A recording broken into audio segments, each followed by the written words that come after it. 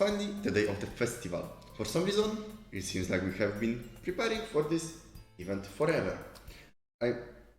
Czemu nie słyszę? Czekaj. Okej.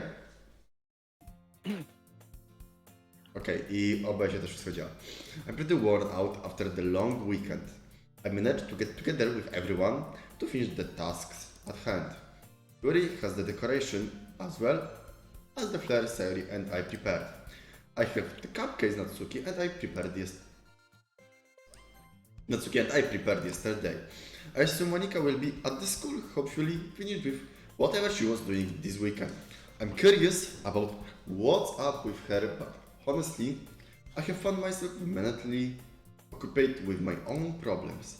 I mean, in a pretty odd place with Sayori, Natsuki and Yuri. Admittedly, I am a little nervous to be in a space with all three of them after all that went on this weekend.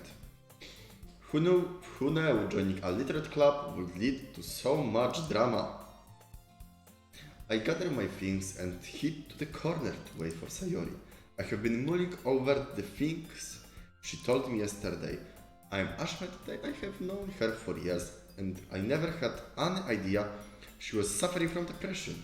I have gone through every conversation I can remember with her. They contribute.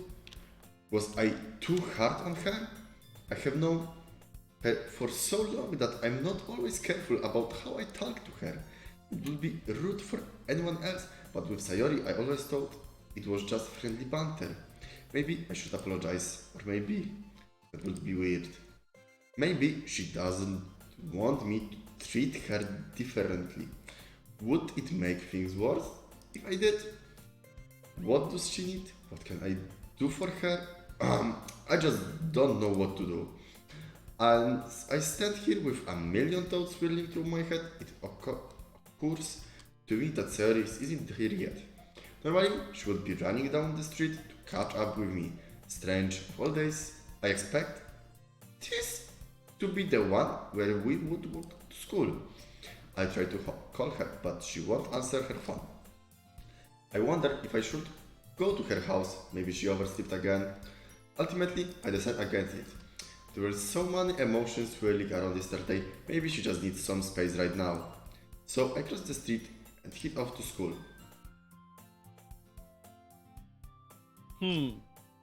Konju! You're the first one here. Thanks for being early. No problem, Monika. I set down the cupcakes on a table. So, how was your thing this weekend? Monika, the demeanor changed at that question. Well, it was informative. I don't mean to sound rude, but I would honestly rather not talk about it right now. Another time, perhaps. I understand. Whatever happened seems to be waiting on her. I can relate. I decided to change the subject. So, what do we need to do to get started here? Well, That seems to have perked her up. you should be soon with her decorations, then we can start getting everything ready. Hey, where's Sayori? Don't you two usually walk to school together?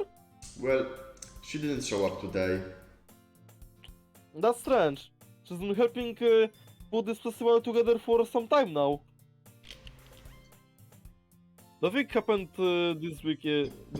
Did it? Funny you should mention that, Monika. She probably slept it again. You know how she is. I cringed mentally at that statement. Knowing what I now know about Sari, I shouldn't be so hard on her. Her condition has shed some light on some of her behaviors. It kinda hurts to think about. Well, hopefully she shows up before the festival starts. She has a poem to recite. That reminds me, did you have time to prepare your poem? Oh yeah, With every game that went on this weekend, I didn't have time to write poem. I would up copy one of the internet. I got it here in my bag. I reached to my bag to retrieve my copied poem. As I glanced, I found another piece of paper stuffed inside. What is this? I pulled the paper out. It's the fold in half and has my name written on the outside in Sayori's handwriting.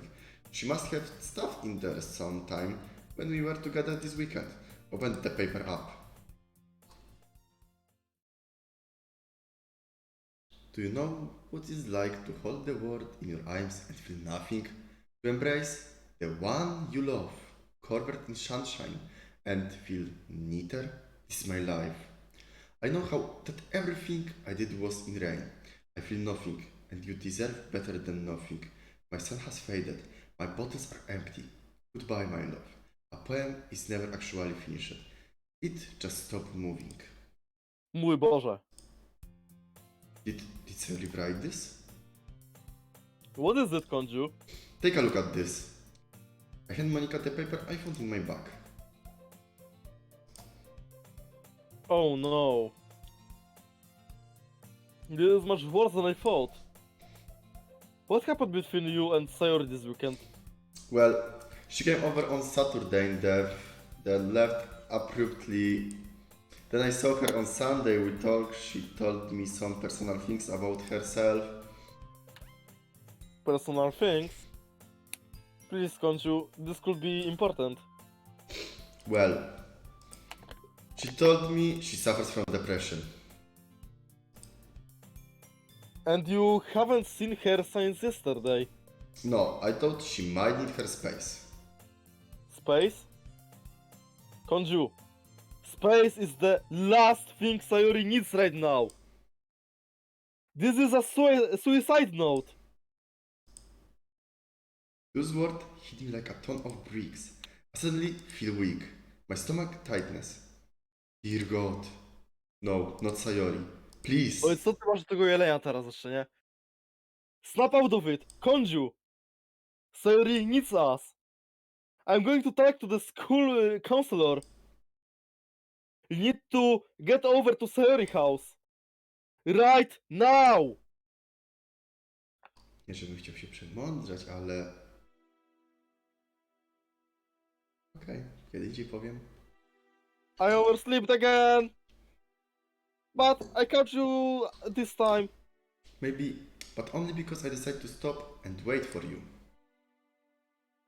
What was I thinking? I should have tried a little bit harder for Sayori. Admittedly, at first I just thought it would be fun to start a new club. Called it.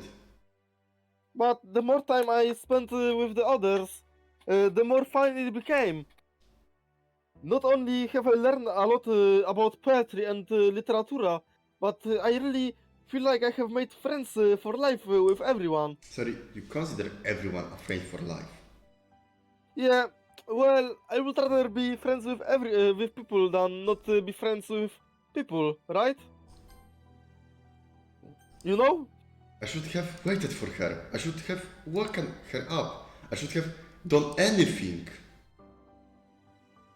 So, let's just say that one day, Yuri, Natsuki, or Monica asked to walk home with you.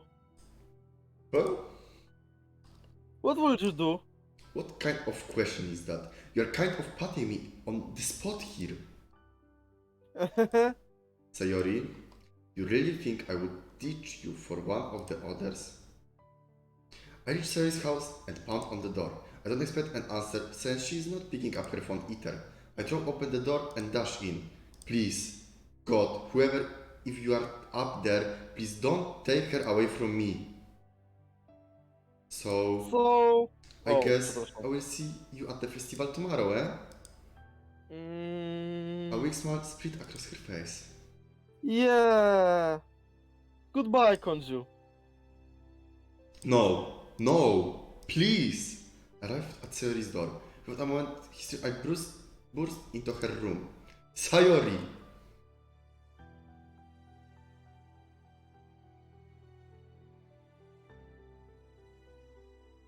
What was behind the door was more horrifying thing I have ever seen. Sari was hanging from a rope in the center of her room.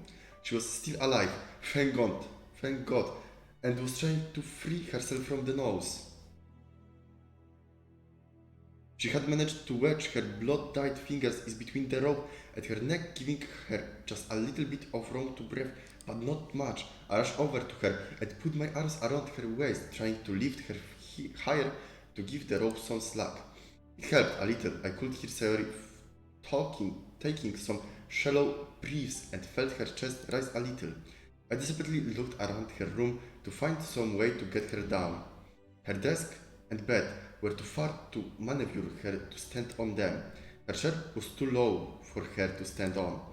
It's isolated, so I didn't want to risk trying to stand on it to fear I could pull down on her if I fell. As I frantically scanned the room looking for anything I could use, a necessary glass butterfly on the edge of her desk, an idea suddenly came at me. I reached for the butterfly as best I could. I was starting my arm to reach it while still using my other arm to hold Sayori's up. At the moment I was able to grasp the butterfly with my palm. I lifted it up and smashed it down hard against Sayori's desk. It shattered into several pieces with a loud crash. Bit of glass skirted across the desk and drained onto the floor. Thankfully, I accomplished what I wanted to do. One of the butterfly wings snapped off and was mostly intact. The clean break along the edge turned the wing into a makeshift knife. I took the wing in my hand, then reached up as high as I could and used it to cut at the rope. The process was apparently slowly, and my body began to ache. But I couldn't let Sayori die, so I continued to cut the rope. Fiber by fiber, strand by strand, after what seemed like an eternity, the rope finally gave the way, and I tumbled on the floor. I muted the nose and slipped it off her head. She lay on her back, cooking and wheezing as her body fought for air. She finally settled on a series of shallow, raspy breaths. A look of fatigue spread across her face as she opened her eyes. They were distant and glazed over, like she was staring into some faraway land. Her eyes finally focused on me, and her mouth turned abroad in a slightly and sad smile.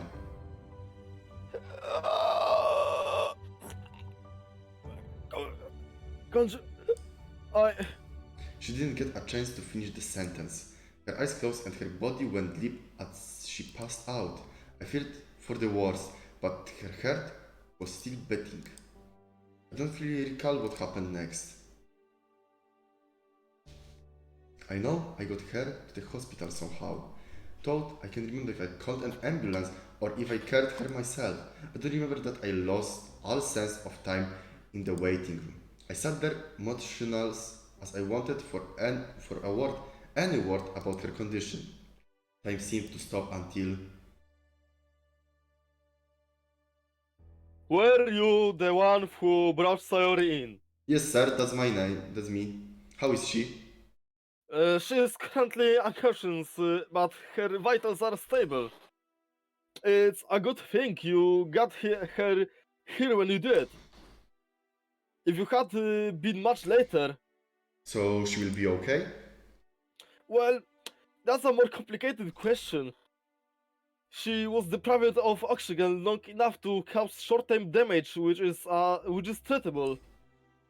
Unfortunately, we won't know what long-term effects she could suffer till she wakes up.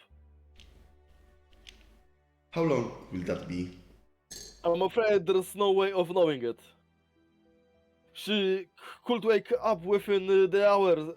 She could wake up next week. There is a small chance she may not wake up at all. Not at all. Don't worry, that's very rare. As soon as she's awake, we'll be able to determine what treatment she needs. We say she suffers from depression. Yes. We have specialists here who can help her. She will need counseling and possibly medicine as well. She will definitely need to keep on suicide watch. We can do all of that for her. Yes, here. Son, I'm sorry, but hospital policy states that other than doctors, only our relatives may be alone with an unconscious patient without written consent.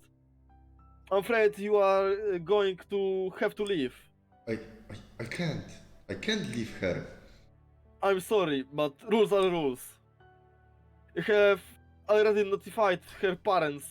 They will be here as soon as they can.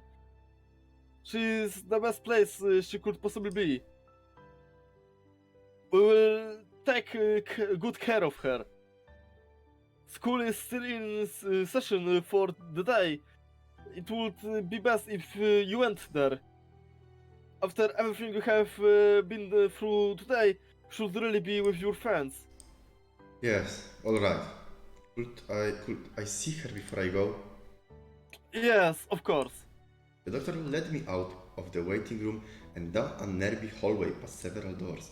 Eventually, the doctor stopped at one, opened it up, and motioned for me to go inside. The room was cold, both in feeling and decor.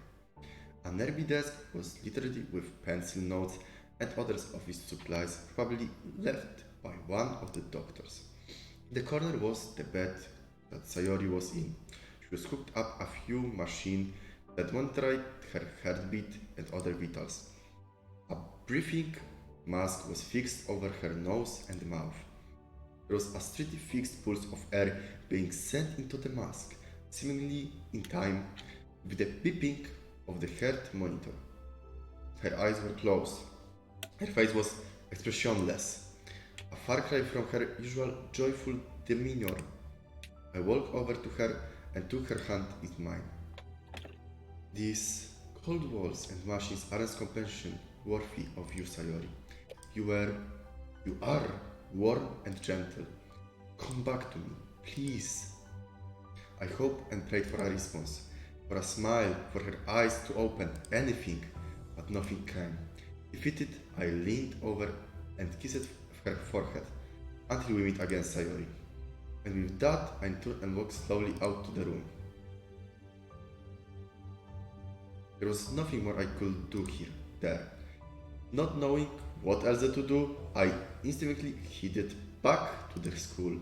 My eyes never left the ground. I retract every step. Sayori and I will go to school.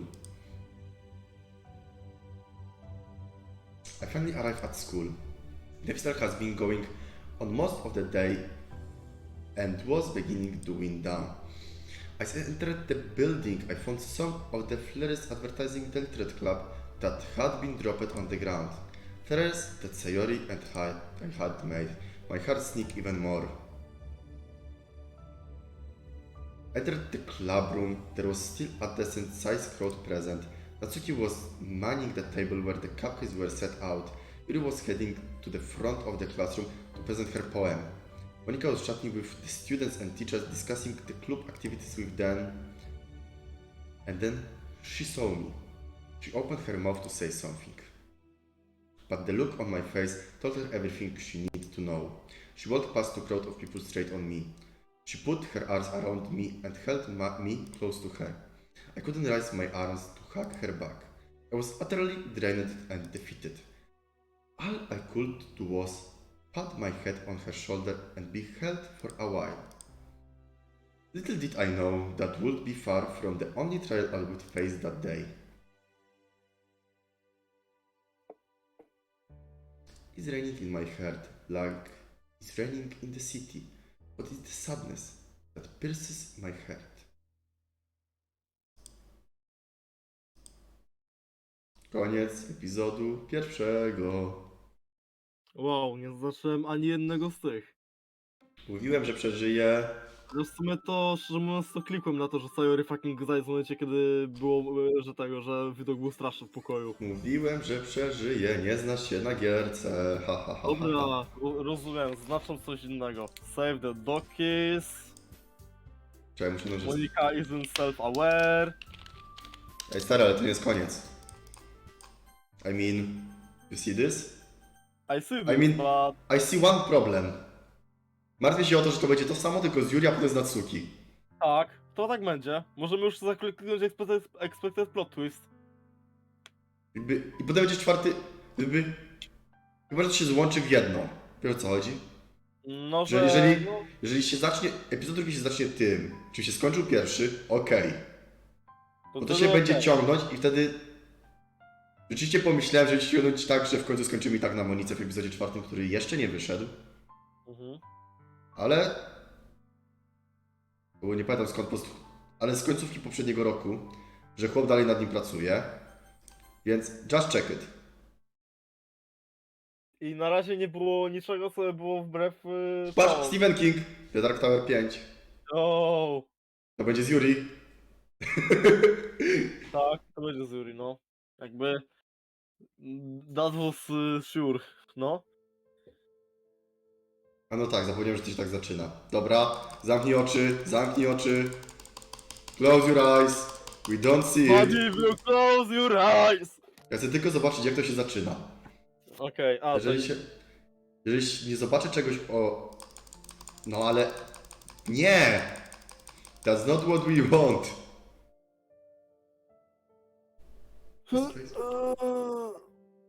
Jakby... No...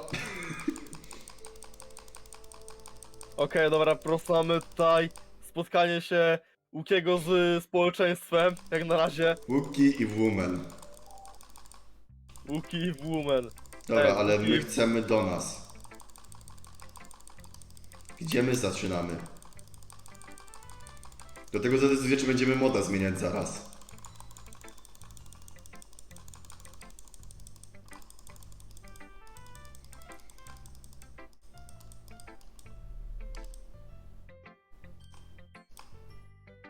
Na razie sprowadzanie. Tak, to jest od nowa, tylko że z innymi pafami. Nie no, poczekaj, może... No nie no, stary, ja widzę to. Może wiesz, to musi być taki początek i za chwilę wrócimy do tego, co było. Nie, to jest the same na razie. Jeżeli... Okej, to był szybki skip do następnego dnia.